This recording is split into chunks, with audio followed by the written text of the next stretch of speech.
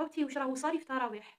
واش راهو صاري في التراويح يا البنات اتقوا الله؟ هذا شهر توبه، شهر عباده، واش راكم ديروا؟ المسجد للعباده ماشي المحرمات، ماشي الامور اللي تغضب ربي. عبالكم هاد الامور كنت نسمع بيهم صح، عمري في حياتي ما تخيلت انه كاينين منهم، كنت نقول ما كاينش منهم.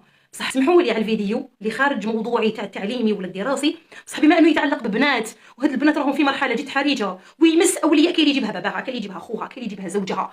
سمحوا لي خاوتي، حسوا بناتكم، حسوا بناتكم، لانه والله العظيم الطفله الا راحت في الطريق العوجه درك ما توليش. سمحوا لي غدوه حتكون ام، غدوه حتكون زوجه، كيفاش حتربي جيل خاوتي؟ سمحوا لي. تخيلوا معايا في صلاه التراويح يجوا لابسين واحد اللبسه، راسكم كي تكوني تحت توضاي تشوفي يبداو يفتحوا في حجاباتهم، يسقموا في لابسين لباس كارثي تحت الحجابات. بصح الانسان من باب طيب النيه ولا ما عندوش سوء ظن يقول بالك كانوا لابسينهم في الدار، لبسوا حجاباتهم وكذا جاو يصليو. بصح الامام هو يبدا يصلي بينا، يصلوا غير 4 ركعات تاع العشاء، ما تزيديش تشوفيهم يختفوا.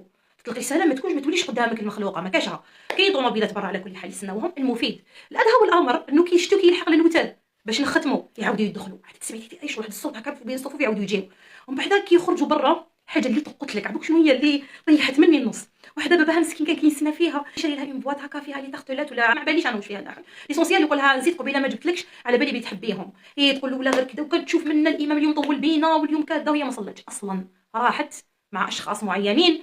سقسيك باباك هذا عند شيبتو عند عقوبته طيحي له بنيفو، وهو فخور بنته لابسه الشرعي وجايبها المسجد تصلي، ومسكين شاري لها حاجه حلوه. اسكو والديكم يستهلوا؟